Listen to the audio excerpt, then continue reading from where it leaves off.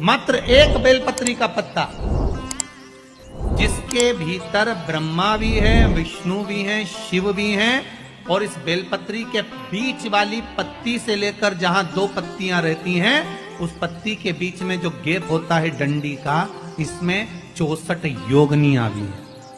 64 योगनियां देवियां भी इसके अंतर्गत विराजमान है। और उस डंडी के नीचे जहां दो पत्ती है, इस दो पत्ती के नीचे की जो लंबी डंडी रह जाती है, इसमें 33 कोटि देवताओं का भाग है।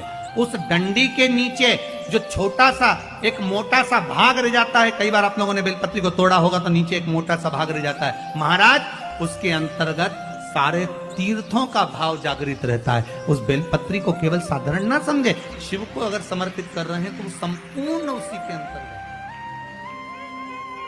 संपूर्ण।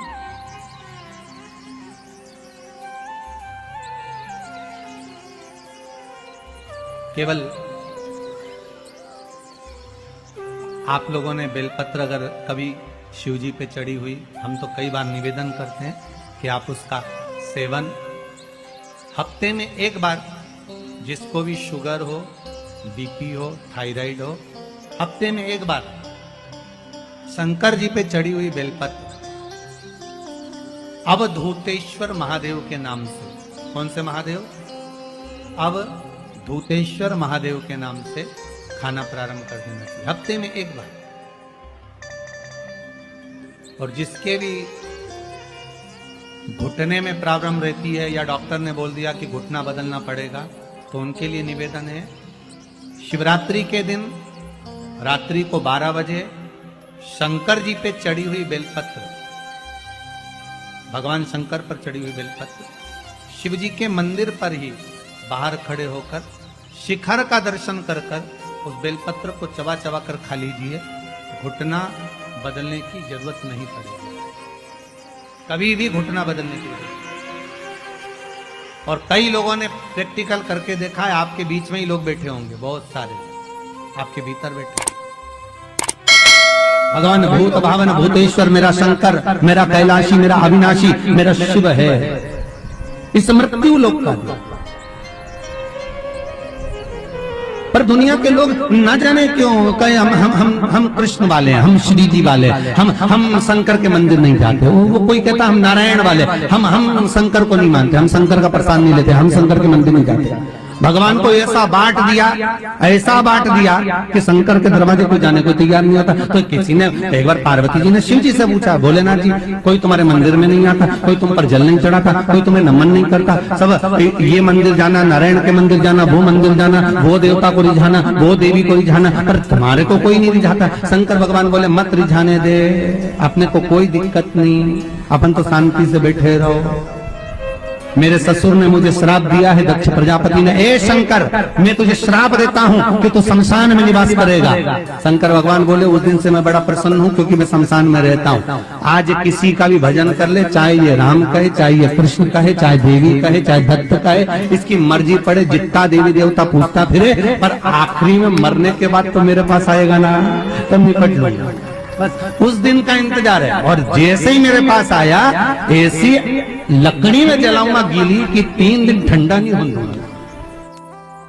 जिस पुराण को हम श्रवण करने के लिए बैठे हैं, ये पुराण कोई साधारण सा नहीं, इसको कोई साधारण सा ना समझे।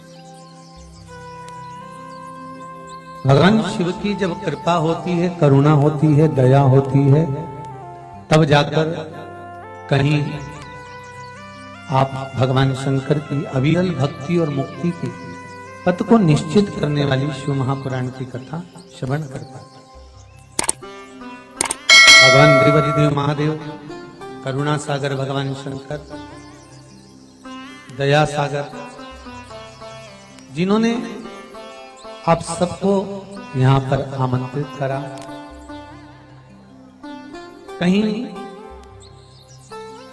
भोले बाबा की दया और उदारता ही है जो पूरे शहर सीहोर में ऐसा कोई भवन नहीं है जिसमें आप लोग नहीं है, ऐसा कोई भवन नहीं जहां आप लोग। और शहर तो शहर, पूरे नगर में, पूरे गांवों में, खेड़ों में, क्षेत्र में। और एक निवेदन आप सभी से, जितनी देर की कथा है आप लोग उसको स्मरण कर कर श्रवण करें और अपने जीवन को सार्थक बनाएं। बाबा देवादिदेव महादेव ने ये करुणा करी है, कृपा करी है, दया करी है, जिसको हम अपने जीवन में उतार सकते। बस आपके आसपास में अगर कोई खड़ा हुआ हो, बोल रहा हो, तो उसके चरण पकड़कर आप उसको कहें कि थोड़ा शांत रहें, जिससे हम भगवान की जिस कारण आए, आप आए किस कारण से, आप किस लिए यहां पहुंचे हो, केवल उसके दो कारण हैं। एक बाबा देवादिदेव महादेव का प्रसाद स्वरूप रुद्राक्ष चाहिए और दूसरी शिव महापुराण की कथा चाहिए। केवल दो कारण हैं और इसके सिवाय कोई कारण आपके पास में है? कौन किसके यहाँ आता है जी? किसके बस का है? जो कोई आए जाए, किसके बस का? ये तो देव आदिदेव महादेव की करुणा, कृपा, दया, उदारता है, जिसके बल पर हम भगवान की अविरल भक्ति और मुक्ति का साधन शिव महापुराण कथा का रस स्वादन करते। शंभो शरणे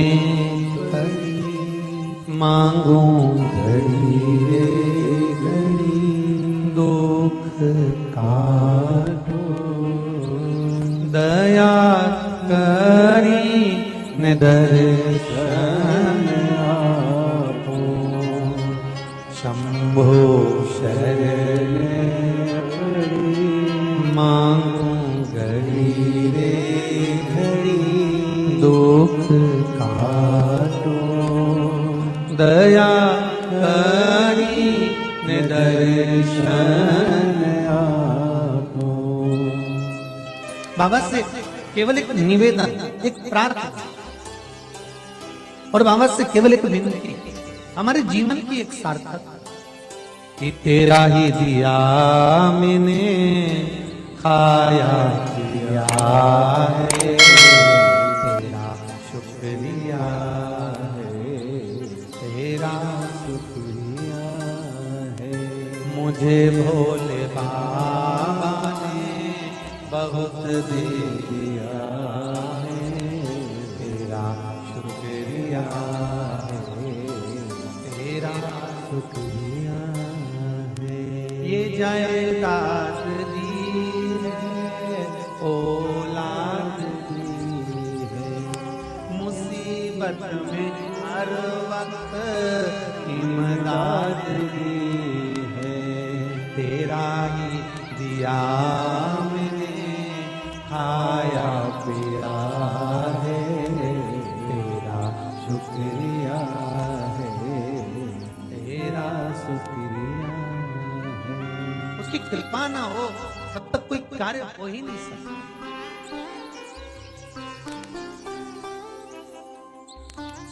संसार में आने के बाद देखिए, अगर भगवान के होना है, परमात्मा के अगर हमको होना है, तो थोड़ा सा तो जीवन में कष्ट। वैकुंठ चतुर्दशी का जो दिन है महाराज, इस दिन रात्रि को 11 बजे से लेकर 12:30 के बीच में दीपदान होता है और 14 दिए का दान होता है। इसमें 14 दीप का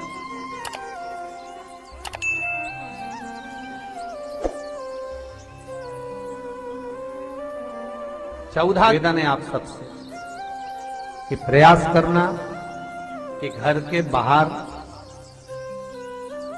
आप एक दीप, जहां पर आपका जलाशय है, पानी का स्थान है, वहां रख दें और एक दीप तुलसी के क्यारे के पास रखें। बाकी के दीप आप घर के बाहर लगा। 14 दीप। वृंदा की आंखों से आंसू बह रहे हैं, नैनों से नीर बहे और वृंदा ने उसी समय भगवान शंकर को बुलाया, भोलेनाथ पधारो पधारो। शिव सामने वृंदा, तेरे पति ने जो उपद्रव मचाया था, जहां जहां मंदिर देवालय तीर्थ व्रत सब खंडित कर दिए। जो ब्राह्मण पूजन करने बैठते थे तेरा पति जलंधर, उनके प्राणों को हर लेता। वृंदा, कहीं किसी गांव में अगर भोजन और भंडारा होता था तो तेरा पति उसमें कुछ गलत पदार्थ मिला देता। वृंदा, तेरे पति को मारना जरूरी था। वृंदा की आंख में आंसू भरे थे और वृंदा आंसू भरती भरती कहती है, भोलेनाथ, मैं ये भगवान विष्णु को श्राप देती हूं कि ये पत्थर के हो जाए, ये पत्थर के हो जाए। और मैं वृंदा हाथ में जल लेकर अपने शरीर पर डालती हूं और मैं तुलसी का पौधा बनूंगी। पर भोलेनाथ, हे शंकर, हे शंभु, हे त्रिकालदर्शी, हे कैलाशी, मैं तुलसी कभी आप पर नहीं चढ़ूंगी। केवल वर्ष में एक दिन होगा वैकुंठ चतुर्दशी का दिन, जिस दिन भगवान का हरिहर मिलन होता है। वैकुंठ चतुर्दशी दीपावली के बाद में आती है, पूर्णिमा के पहले, कार्तिक पूर्णिमा जो आएगी वैकुंठ। और इस वैकुंठ चतुर्दशी का बड़ा महत्व है साहब। जो बच्चे पढ़ने में कमजोर होते हैं, विद्या में कमजोर होते हैं, जिनकी चित्तवृत्ति कमजोर होती है, जो उनको माता पिता बार बार कहते पढ़ पढ़ पढ़ और बच्चा पढ़ता नहीं है, उनका दिमाग, उनकी चित्तवृत्ति खेलने में लगी रहती है, चिड़चिड़े रहते हैं, उन बच्चों के लिए शिव महापुराण कहती है वैकुंठ